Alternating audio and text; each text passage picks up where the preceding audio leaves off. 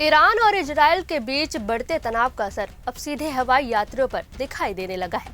सुरक्षा कारणों से ईरान ने अपना हवाई क्षेत्र अस्थायी रूप से बंद कर दिया है, जिसके चलते कई अंतर्राष्ट्रीय उड़ानों को बीच रास्ते से ही वापस लौटना पड़ा। इस फैसले से देश भर के यात्रियों के साथ साथ छत्तीसगढ़ के यात्री भी बुरी तरह परेशान हुए हैं।